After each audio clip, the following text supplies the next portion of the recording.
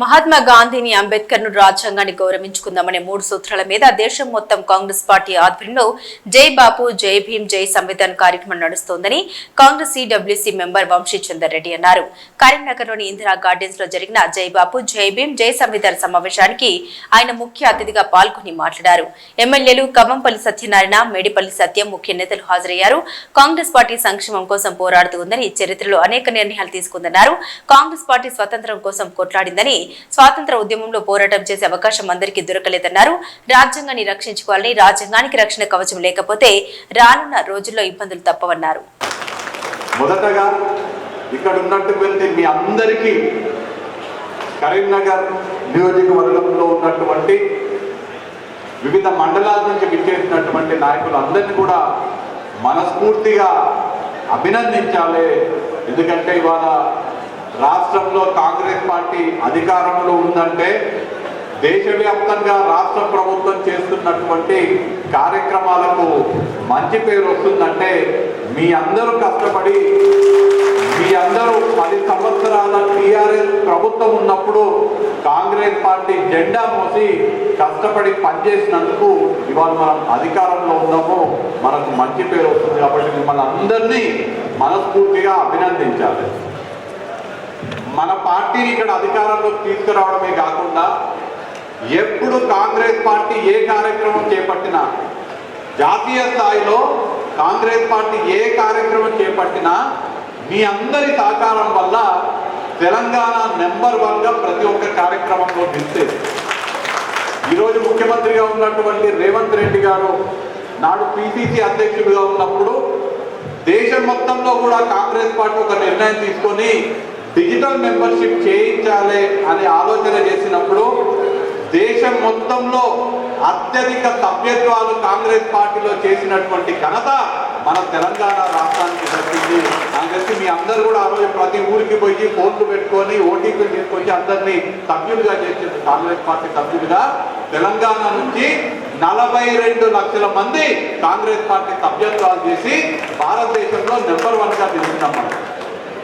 మీకు అందరికీ గుర్తు, నరేంద్ర మోడీ రైతులకి వెన్నుపోటు కొడుతూ రైతులు ఉరేసుకునే విధంగా 3 నల్ల చట్టాలు తీసుకొచ్చినప్పుడు దేశవ్యాప్తంగా కాంగ్రెస్ పార్టీ ఉద్యమాలు చేసినాం. రాహుల్ గాంధీ గారి నేతృత్వంలో పార్లమెంట్లో ఉద్యమాలు చేసినాం. మల్లికార్జున ఖార్గే గారి నేతృత్వంలో ఉద్యమాలు చేసినాము. మనందరికీ కూడా ఏఐసిసి ఒక పిలుపునిచ్చింది. దేశవ్యాప్తంగా ఉన్నటువంటి రైతుల నుంచి సంతకాల సేకరణ చేసి ఈ నల్ల చట్టాలు మాకొద్దు, వీటిని మేము వ్యతిరేకిస్తున్నామని రాష్ట్రపతికి రైతుల సంతకాలన్నీ కూడా రాష్ట్రపతికి పంపించే కార్యక్రమం ఏఐసిసి తీసుకున్నది. ఆనాడు ఉన్నటువంటి పిసిసి అధ్యక్షుల వారి ఆధ్వర్యంలో మీ అందరి సహకారంతో దేశం మొత్తంలో ఎన్ని సంతకాలు సేకరణ చేసినామో ఒక్క తెలంగాణ రాష్ట్రంలోనే అన్ని సంతకాలు చేసినాము. దేశంలో నెంబర్ 1గా కాంగ్రెస్ పార్టీ నిలిచింది. మనం అట్లా కష్టపడ్డాం కాబట్టే దేశంలో దగ్గరగా అధికారానికి దగ్గరికి వచ్చినాము. ఇక్కడ కాంగ్రెస్ పార్టీ జెండా హైదరాబాద్లో తెలంగాణలో ఎగిరేసినాము. కాంగ్రెస్ పార్టీ ప్రభుత్వం ప్రజాప్రభుత్వం ఇవాళ నెలకొల్పుకోబడింది.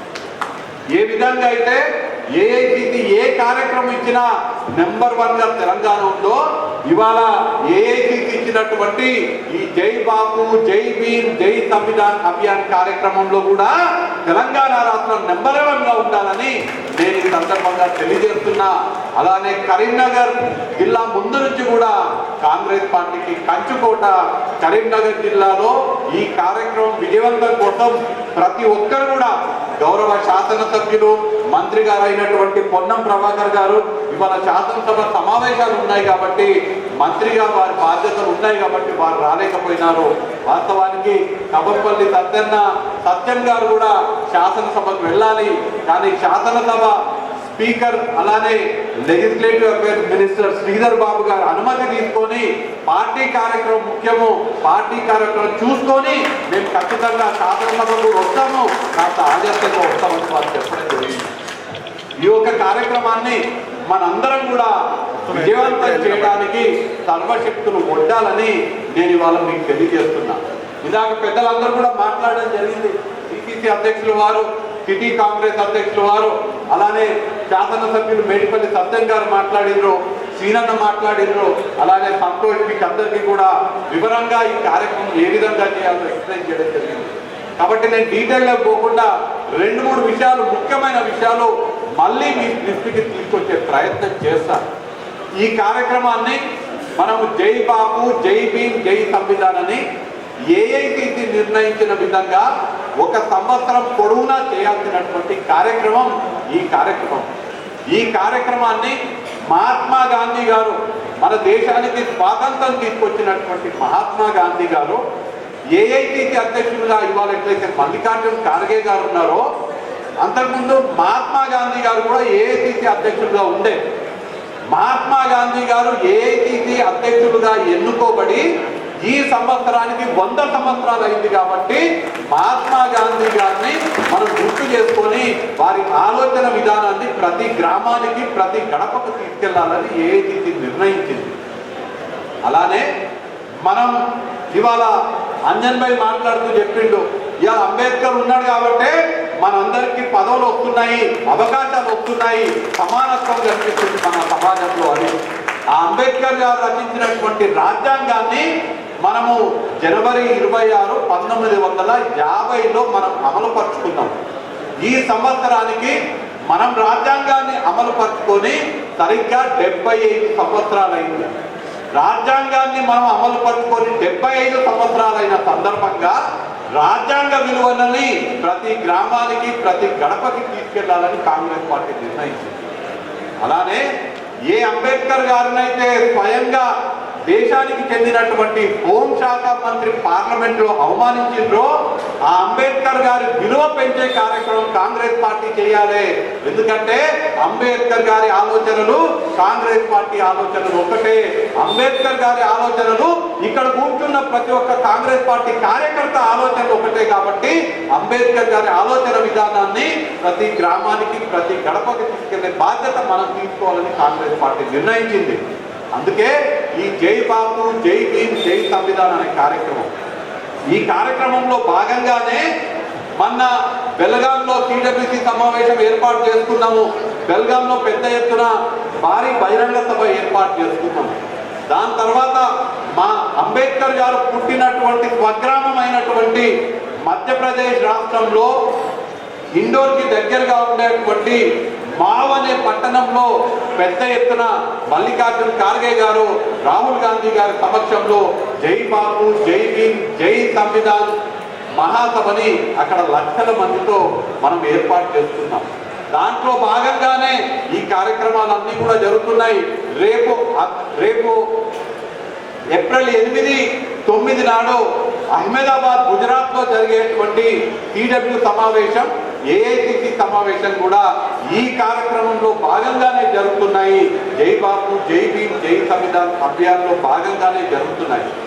కాంగ్రెస్ పార్టీ ఒక నిర్ణయం తీసుకొని ఈ యొక్క జై బాపు, జై భీమ్, జై సంవిధాన్ అభియాన్లో భాగంగా కాంగ్రెస్ పార్టీ కార్యకర్తలందరూ కూడా గాంధీ అభిమానులు, అంబేద్కర్ అభిమానులు, అలానే రాజ్యాంగ పరిరక్షణ అందరితో కలిసి పాదయాత్ర చేయాలని కాంగ్రెస్ పార్టీ నిర్ణయించింది. ఈ పాదయాత్రలో భాగంగా దేశంలో ఉన్న ప్రతి ఒక్క గ్రామాన్ని మనం సందర్శించాలి. ప్రతి గ్రామాన్ని, ప్రతి గడపని, ప్రతి తలుపుని తట్టాలని కాంగ్రెస్ పార్టీ నిర్ణయించి ఆ యొక్క కార్యక్రమానికి రాజ్యాంగ పరిరక్షణ పాదయాత్ర అని పేరు పెట్టింది కాంగ్రెస్ పార్టీ. ఈ కార్యక్రమం మనము ఇవాళ కరీంనగర్ DCCలో ఈ రాజ్యాంగ పరిరక్షణ పాదయాత్ర ఎట్లా చేయాలి అని మనందరికీ తెలుపనీకే ఈ కార్యక్రమం మనం పెట్టుకున్నాము. ఈ రాజ్యాంగ పరిరక్షణ పాదయాత్ర సంవత్సరం పొడవునా చేయాలి. ప్రతి గ్రామాన్ని తట్టాలి, ప్రతి గడపని తట్టాలి. ప్రతి పౌరుడికి గాంధీ గొప్పతనం గురించి, అంబేద్కర్ గొప్పతనం గురించి, మన రాజ్యాంగం గొప్పతనం గురించి ప్రతి పౌరుడికి తెలియజేయడానికే ఏఐసి తీసుకున్నటువంటి దేశవ్యాప్త కార్యక్రమమే ఈ రాజ్యాంగ పరిరక్షణ పాదయాత్ర. ఈ పాదయాత్రలో భాగంగా మనము మన రాష్ట్ర ముఖ్యమంత్రి గారు రేవంత్ రెడ్డి గారు, పిసిసి అధ్యక్షులు మహేష్ కుమార్ గౌడ్ గారు, మన రాష్ట్ర ఇన్ఛార్జ్ అయినటువంటి మీనాక్షి నటరాయన్ గారు ముగ్గురు కలిసి చర్చించుకొని ఈ పాదయాత్రలో భాగంగా కేవలం మహాత్మా గాంధీ అంబేద్కర్ రాజ్యాంగం గురించి కాదు, మనం అధికారంలోకి వచ్చినప్పటి నుంచి మనం చేస్తున్నటువంటి మంచి పథకాలు, మంచి సంక్షేమ అభివృద్ధి పథకాలన్నీ కూడా ప్రజలకు వివరించడానికి ఈ యొక్క పాదయాత్రని వినియోగించుకోవాలని నిర్ణయించడం జరిగింది.